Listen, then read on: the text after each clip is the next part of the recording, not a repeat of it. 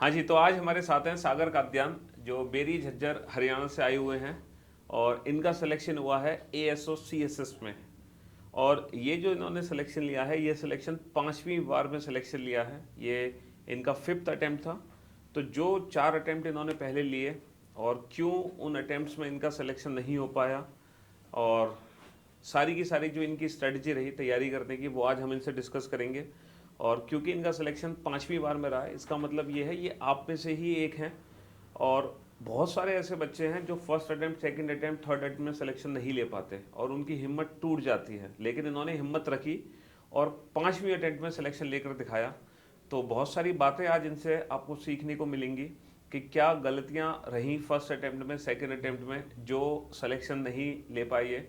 तो आज बहुत कुछ इनसे सीखने को मिलने वाला है। तो भाई, सबसे पहले स्वागत है आपका Sagar Kadyan. Thank you sir. और हम सबसे पहले तो जानेंगे आपके स्कूलिंग के बारे में। आप अपनी स्कूलिंग के बारे में बताएं, ग्रेजुएशन के बारे में बताएं, है ना, थोड़ा सा अपना फैमिली के बारे में बताएं, और फिर बताएं कैसे आपने तैयारी शुरू करी, क्यों आपका पहले अटेम्प्ट में सिलेक्शन नहीं हुआ, सेकंड में नहीं हुआ, या हुआ तो किस पोस्ट पे हुआ, और हमसे कैसे जुड़े।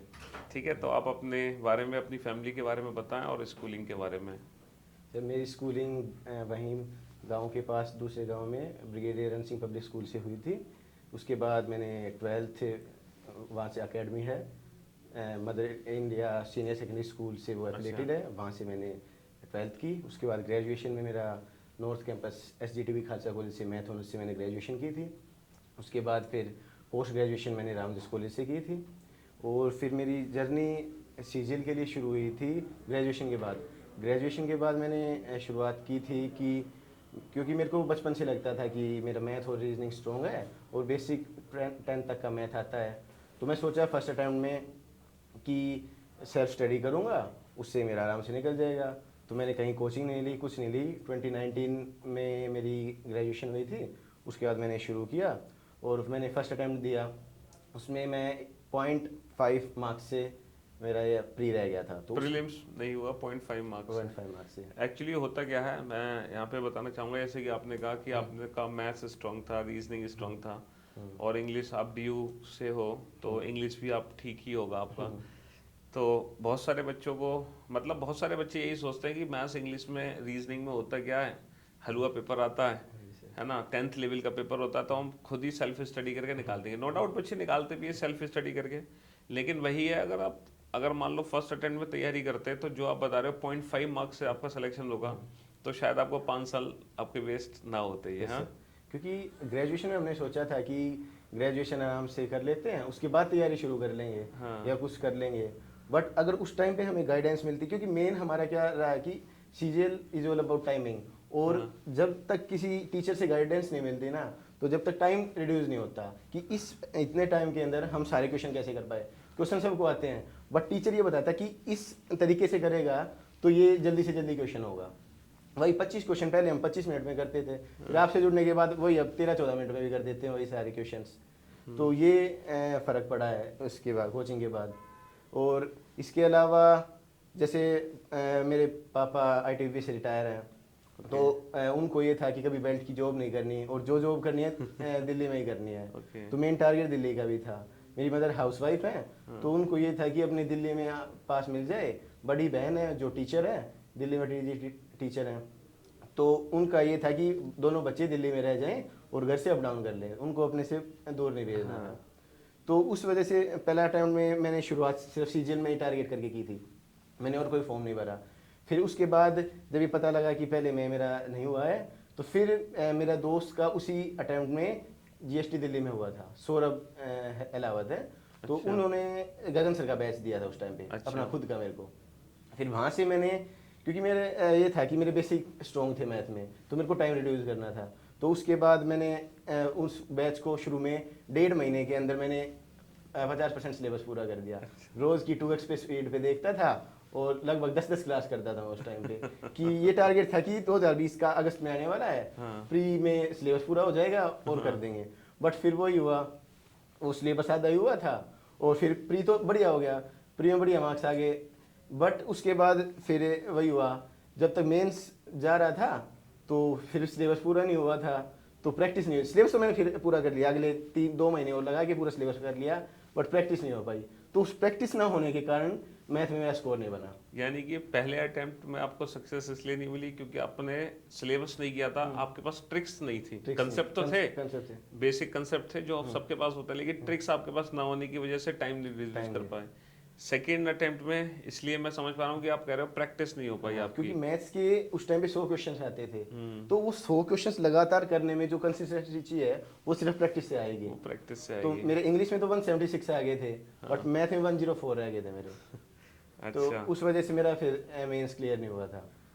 फिर तीसरे अटेम्प्ट में जाके उस टाइम ये भी हुआ था, सेकंड में मेरी बहन की शादी थी, तो उससे जस्ट 10 दिन पहले मेरा पेपर था। अच्छा, तो उस वजह से मेरा थोड़े बीच में चलो शादी में डिस्टरबेंस हुआ। डिस्टर्बेंस हुआ था। और जो मेरा सेंटर था सिर्फ वही था पूरे इंडिया में जो मेरिट सेंटर आया था जिसका पेपर कैंसिल हुआ था वो लेट हुआ, तो उसकी वजह से भी डिस्टर्बेंस हुआ था। ओके, तो बाद में हुआ। फिर उसके बाद तीसरे अटेम्प्ट में मेरा सिलेबस बढ़िया हो गया था, प्रैक्टिस भी मैंने पूरी कर ली थी, पिनेकल से प्रैक्टिस की थी मैंने, जैसे PYQ से।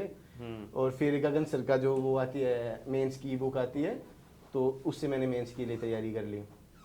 और फिर उसके बाद थर्ड अटेम्प्ट में जैसे उस टाइम डिस्क्रिप्टिव होता था, मेरे डिस्क्रिप्टिव में 38 मार्क्स दिए, तो उस वजह से मेरा फिर अगले में लिस्ट में नाम नहीं आया तीसरे अटेम्प्ट में। फिर चौथा अटेम्प्ट में फिर सिलेबस चेंज हो गया, पैटर्न चेंज हो गया। उसके बाद मेरा ये हुआ था क्योंकि मेरा बेस्ट था रीजनिंग, पर रीजनिंग अगर मेंस में आ रहा है तो मेरे लिए बहुत बढ़िया था। तो फिर उसके बाद अगले में मैंने रीजनिंग सब कुछ किया, तो मेरे को रीजनिंग में वो क्वेश्चन आ गए जो पहले नहीं आते थे, जैसे एनालिटिकल रीजनिंग के स्टेटमेंट, आर्गुमेंट, कंक्लूजन वाले और क्वेश्चन। हाँ, और ये क्वेश्चन अगर आप गाइडेंस किसी के अंडर नहीं ले रहे ना, तो आप बचपन से नहीं करते आ रहे इन क्वेश्चन को, इन क्वेश्चन को हैंडल नहीं कर पाओगे। जैसे वो होते हैं कॉज एंड इफेक्ट वाले क्वेश्चन, तो उस वजह से मेरे 3 क्वेश्चन रीजनिंग में उस टाइम गलत हो गए थे, सिर्फ यही क्वेश्चन गलत हुए थे। तो उस बार भी मेरे को ASO/CSS उस टाइम भी चाहिए था, तो एक क्वेश्चन से उस टाइम रह गया था। इसका मतलब चौथे अटेम्प्ट में आपका सिलेक्शन तो हुआ, हाँ, लेकिन रीजनिंग के चक्कर में आपको मनचाही पोस्ट नहीं मिल पाई। मैंने इनकम टैक्स दिल्ली में TA की ली थी उस टाइम पे। इसका मतलब यह है कि आप 5वें अटेम्प्ट में मुझसे जुड़े। हाँ, फिर 5वें अटेम्प्ट में आपसे जुड़ा मैं। फिर जो मेरा ये क्वेश्चन ये था वीक पार्ट, जैसे एनालिटिकल रीजनिंग हुआ, कैलेंडर हुआ, क्लॉक हुआ, जो मतलब मोस्टली हम नॉर्मल अपने बचपन लेवल से नहीं पढ़ते आ रहे, वो मैंने फिर आपसे किया। और इस बार मेरा रीजनिंग में 82 मार्क्स तो रो थे, और शायद और बड़े होंगे जितना मेरे को उम्मीद है। और एक क्वेश्चन तो जो गलत हुआ है वो कैब का क्वेश्चन था रीजनिंग में, बाकी रीजनिंग 30 में से 29 आपके क्वेश्चन ठीक थे। और जो कॉज एंड इफेक्ट वाला था वो आपके मैंने पहली 1 मिनट की वीडियो देखी थी, उससे मेरा क्वेश्चन ठीक हो गया था। तो उसके बाद मेरा ये हो गया था आपसे जुड़ना मेरे को, और फिर उसके बाद मैंने अब की बार मेरे को ASO/CSS मिल गया। Very good. तो भाई आपने देखा कि इन्होंने फर्स्ट अटेम्प्ट दिया, सिलेक्शन क्यों नहीं हुआ? क्योंकि इन्होंने सिलेबस तैयार नहीं किया था। इनको कॉन्फिडेंस था कि भाई बेसिक कंसेप्ट्स मेरे सारे क्लियर हैं और वो बहुत मैं आसानी से पेपर कर लूँगा, लेकिन ट्रिक्स ना पता होने की वजह से रह गई है। दूसरे अटेम्प्ट में इन्होंने सिलेबस किया, लेकिन कंप्लीट सिलेबस नहीं किया, सिर्फ 1-2 सब्जेक्ट इन्होंने तैयार किया और फिर प्रैक्टिस भी नहीं कर पाए। थर्ड अटेम्प्ट में डिस्क्रिप्टिव की वजह से इनका बैड लग रहा। फोर्थ अटेम्प्ट में जो रीजनिंग के स्ट्रॉन्ग पार्ट मान रहे थे उसी ने ही इनको धोखा दे दिया। फिर फिफ्थ अटेम्प्ट में जब इन्होंने सारा सिलेबस किया, प्रैक्टिस की, तब जाके ये मनचाही पोस्ट ले पाए हैं। तो भाई मेरे अकॉर्डिंग तो कहना यही है, और हम कहते भी हैं कि सबसे पहले सिलेबस कंप्लीट करो अपना। आप किसी भी एग्जाम की तैयारी करो, सिलेबस कंप्लीट करना बहुत ज़रूरी है। अगर आप सिलेबस नहीं करोगे तो सिलेक्शन नहीं होना। हो भी सकता है सिलेक्शन बाई लक, लेकिन ज़रूरी है पहले सिलेबस करो, उसके बाद प्रैक्टिस करो, और प्रैक्टिस ज़्यादा फोकस रखनी चाहिए प्रीवियस ईयर क्वेश्चंस की। भाई जिस आप एग्जाम को देने जा रहे हो उस एग्जाम के प्रीवियस ईयर क्वेश्चंस आपको पता होने चाहिए कि पिछले 2 साल से 3 साल से इस एग्जाम में पूछा क्या जा रहा है, और उसी से रिलेटेड क्वेश्चंस एग्जाम में बनते हैं। और फाइनली देखो सिलेक्शन लिया है इन्होंने, तो कहने का मतलब है ज़रूरी नहीं कि हर बच्चे का पहले ही अटेम्प्ट में क्वालिफाई हो जाता है ना। तो आपको पेशेंस रखना पड़ेगा अगर लाइफ में कुछ हासिल करना। अगर आपको अपने ड्रीम, अपने मनचाही पोस्ट चाहिए, तो पेशेंस बहुत ज़रूरी है। 5वां अटेम्प्ट लगा, 5वीं बार, 4 बार सक्सेस, 3 बार तो बिल्कुल ही सक्सेस इनको नहीं मिली, चौथी बार मिली लेकिन मनचाही पोस्ट नहीं मिली, और फिफ्थ अटेम्प्ट में जाके इनका सिलेक्शन हुआ। तो पिछले 5-6 साल का इनका स्ट्रगल रहा, बट पेशेंस के साथ ये तैयारी करते रहे और फाइनली सेलेक्ट होकर आपके सामने है। बाकी अगर आप कुछ बच्चों को टिप्स देना चाहोगे, कुछ की पॉइंट्स, छोटी छोटी टिप्स अपनी तरफ से कुछ गाइडेंस बच्चों को देनी तो आप दे सकते हैं। सर जैसे सबसे इम्पोर्टेंट है, एक तो कंसिस्टेंसी रखनी पड़ेगी। अगर बीच में आप थोड़े टाइम पढ़ रहे हो, फिर छोड़ रहे हो, 4 दिन पढ़ा, 2 दिन छोड़ा, फिर उससे आपका जो पीछे होने वाला वो भी टाइम नहीं हो पाएगा, वो भी कॉन्सेप्ट सारे आप भूल जाओगे, ना आगे का पढ़ पाओगे ना पीछे का पढ़ पाओगे।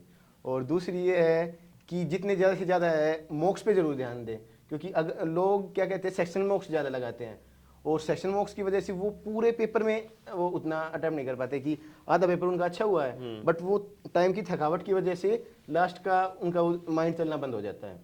तो जितने ज़्यादा हो सकें, एक तो ज़्यादा से ज़्यादा फुल मॉक ज़्यादा से ज़्यादा दें, और अगर अभी से मॉक देना शुरू करोगे तो वो बेस्ट है, क्योंकि अगर आप 50-60 मॉक दे लोगे तो आपको ये पता लग जाएगा कि पेपर आना कितना है और मैं कहाँ तक स्कोर कर पा रहा हूँ, और लगभग उसके अराउंड ही आप पेपर में स्कोर कर पाओगे। एक बात सागर ने बहुत अच्छी कही कि आप कंप्लीट मॉक की प्रैक्टिस करें। बच्चे क्या करते हैं, सिर्फ मैथ्स की प्रैक्टिस कर रहे हैं या सिर्फ रीजनिंग की प्रैक्टिस कर रहे हैं या इंग्लिश की। तो होता क्या है कि जब एग्जाम में हम जाते हैं ना, तो हमें वहाँ सारा पेपर एक साथ देना होता है। अगर आप मान लो रेगुलर रीजनिंग की प्रैक्टिस करके जा रहे हो, तो आपका जो मेंटल लेवल होगा ना, वहाँ पे सिर्फ रीजनिंग के लिए ही काम करेगा माइंड, और फिर आप थकावट, जैसे आपने कहा बिल्कुल सही कहा कि भाई हम अपने शरीर को जैसे ढाल लेते हैं, जिस पोस्चर में ढाल लेते हैं वो उसी तरीके से वर्क करता है। तो हम पहले से तैयार होने चाहिए चारों सब्जेक्ट का एक साथ मॉक देने के लिए, ताकि एग्जाम में हमें वो बर्डन फील ना हो, वो थकावट फील ना हो। ये बिल्कुल सही कहा आपने। तो भाई बहुत बहुत आपका थैंक यू बच्चों को गाइडेंस देने के लिए। मैं उम्मीद करता हूँ कि ज़रूर आपसे बच्चे कुछ ना कुछ ज़रूर सीखेंगे। और एक बात हो, जैसे मैंने अभी पिछला अटेम्प्ट था तो मेरा एएसओ निकलने वाला था, तो उस टाइम मैंने अपना गाइडेंस के लिए चैनल भी ओपन किया था यूट्यूब पे ही, तो फिर मेरे का एएसओ नहीं मिला था, तो उस टाइम मैंने स्टॉप कर दिया था। मैं ये रैंक वगैरह मतलब ये बताता था, एनालिसिस करता था और गाइडेंस देना शुरू किया था। तो अब सोच रहा हूँ दोबारा फिर शुरू कर लूँ उसको। चलो भाई, तो भाई आप सागर से ज़रूर जुड़ें, क्योंकि जो सेलेक्टेड कैंडिडेट्स होते हैं वो कहीं ना कहीं आपके जो हमारे सीनियर्स होते हैं वो हमारी राह में बहुत मददगार होते हैं, क्योंकि वो उस ट्रैक को फॉलो करके आ चुके होते हैं। जिस आप ट्रैक पे चल रहे हो वो उसको पूरा कर चुके हैं, तो इनको पता है कि कहाँ हर्डल्स आने वाले हैं, कहाँ ब्रेकर्स हैं। तो आप इनसे ज़रूर जुड़ें। Okay, thank you. Thank you sir.